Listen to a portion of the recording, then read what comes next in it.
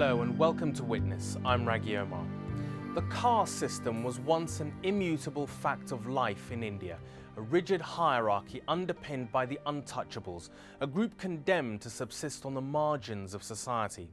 Today, the untouchables are known as Dalits, and discrimination against them is banned by the Constitution, which is not to say, however, that it doesn't exist.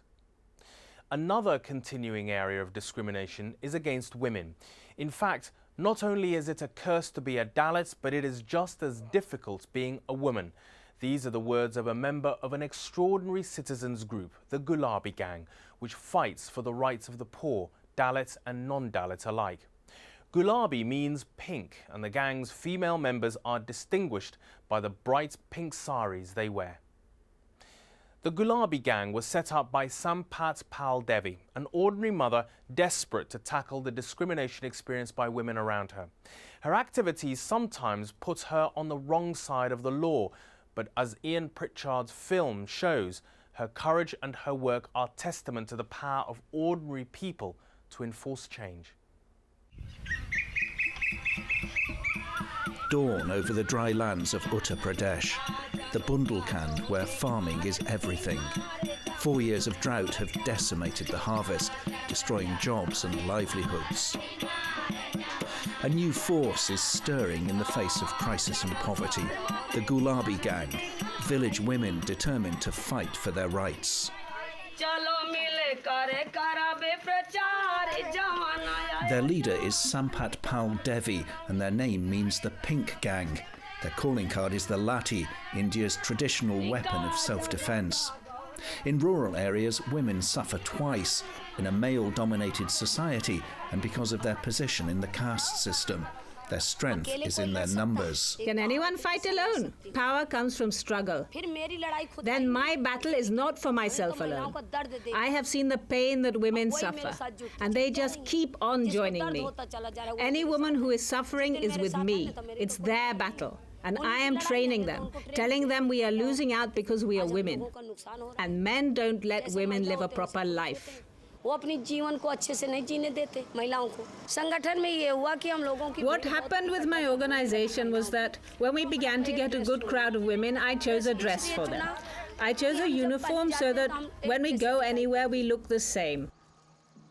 Why did I choose pink? Well, all the other colors, blue, green, yellow, they belong to the political parties. So I chose something different. Sampat Pal's fighting spirit has brought her influence in the community. When she speaks, local officials take note. She's from humble origins and still lives in relative poverty. Her house is little more than 2 walls, covered with a plastic sheet.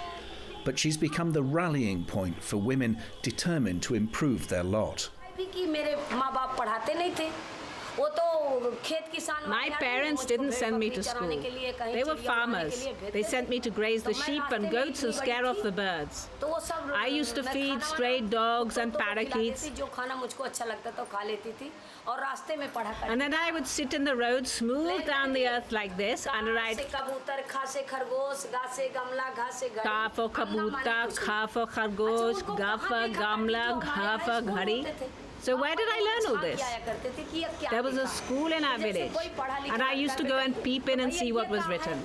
Then I would ask some schoolboy, "Brother, what is this? What is that?" They would tell me, and slowly from my own experience I used to practice writing. So I worked out myself how to spell uncle, grandfather.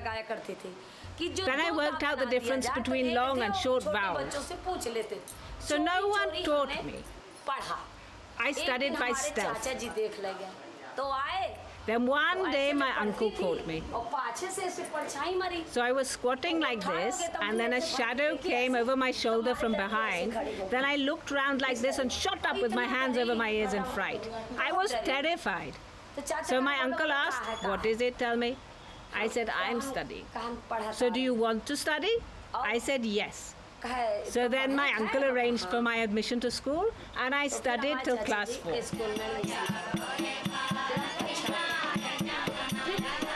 With nearly 2/3 of women in her local villages unable to read, Sampat Pal has campaigned to make education available to everyone. The biggest problem for women in villages is that there is no proper arrangement for educating girls.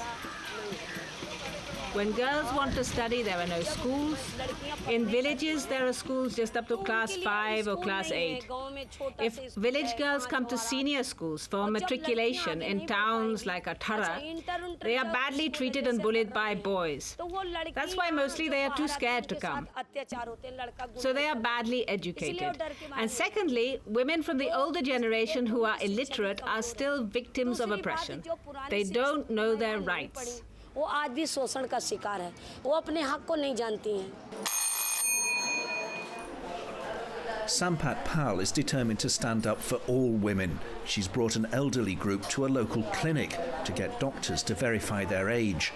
With no official birth certificate, they've been unable to claim their pension, 300 rupees or around $7 a month for the over 60s. Unlike most village women, she has the confidence to argue with a system that's open to abuse and neglect. When the doctor tells the women they should have come sooner, Sampat Pal's smile turns to annoyance. Ask her. She was not aware of this scheme. Not at all. She is an illiterate woman and comes from a backward area. There the village headman is corrupt. No government official bothers to go there. She was not aware of this at all. I went to her village and I brought her here. The woman gets her certificate signed by the doctor. Today, Sampat Pal has helped her and 30 others through the first stages of the pension bureaucracy. They're waiting for her outside the clinic. The pension system is fine in principle, but like so much else in India, it takes an effort to make it work. All of you open accounts. Go to the bank and listen to me. You have to get correct account numbers for the forms of the social welfare schemes. So all of you put in 100 rupees each and open bank accounts. The fame of Sampat Pal and her Gulabi gang is spreading. In towns and villages, newspapers now report her exploits. She's not a politician and she's not interested in challenging the authorities, but she is determined to fight for the rights of the weakest in society, and readers seem to approve. They seem to be trying to get women out of their veils and to get them jobs. They are doing good work for society.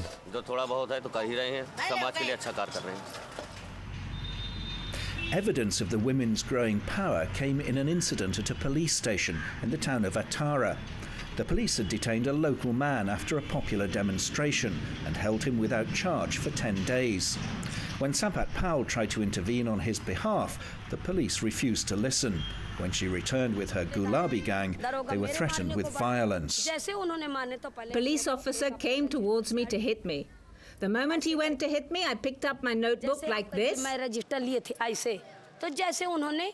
And when he rushed towards me, I shielded myself with it. Then, when he began to beat me, I threw down the notebook and picked up my stick and hit him 2 or 3 times on the head and said, "Take that. When you don't know the law, then what should I know?" And I don't know the law as such. I know the law, that there are courts and laws, but these people don't uphold them. That's why I keep my lathi. Since then, the police have begun to be scared of me. They don't cause us much harm. They make up with people. People who've been harassed come here every day. And I go to the police and work out some solution with them. I don't have much difficulty with the police. The Gulabi gang have fought for the rights of the poor to receive subsidised grain rations. The Indian government is providing cut-price grain to feed the population during the current shortage. Those who qualify should receive 15 kilos a month. It's supposed to be distributed by contractors through official state outlets and should sell at half the market price for those below the poverty line. And even cheaper for the poorest, known as Antoyuday, AAY. Ram Swarup shows his ration card, but he says there's often no grain in the government stores.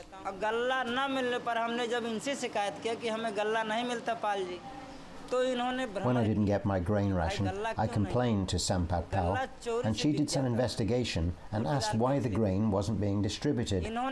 She found it was being sold off on the quiet by the ration shop owner.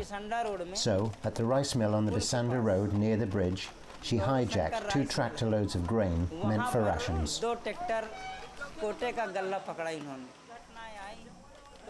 And then senior officials travelled there together with the police. She handed over the grain to the authorities and it was taken to the police station. And at last we began to get a proper supply of grain. Building on successes like that, Sampat Pal now tours her Bundelkhand area to ask what problems local communities are facing and to recruit new members for her Gulabi gang. In the impoverished village of Gareria, the women tell her they need a new road, food and work. Sampat Pal invites us to meet the new recruits. Tradition makes them shy and self-effacing, but she tells them to speak out. Come on, pull aside your veil and talk. Come on, are you mad? I have 4 children to feed. We don't even have salt and oil. So we begged Sampat Pal to help us. The men's view of their women taking a prominent role is surprisingly positive. In these times, it's fine. Earlier, it wasn't okay, but now it's correct. I feel that if we support the Gulabi gang, there will be great progress in our village. Now it's correct, because in our village until today, no village headman, Brahmin or low caste has worked for our progress. Let good come, be it through men or through women. We have to survive. It's not been raining. Sampat Pal tells the women that campaigning for a new road must be their priority. This is a big fight. If you all lose interest, it will be a mess. We have to get the road built. The villagers listen as she tells them the new road will bring jobs and supplies into their community. It will end their isolation and help free them from poverty. She urges the women to march with her to lobby local officials. The meeting ends with a song calling on Indian women to rise up. The women take up the refrain. Wake up, women of India, says the song. The time has come for you to wake up. For too long you've sat at home. It's time to wake up. Sampat Pal is leading a minor revolution in rural India. Her material successes have been relatively small. The much bigger challenge that lies ahead is to change the way society thinks about the role of women in village life. Join me after the break to witness more of Sampat Pal's unique methods of forcing social change.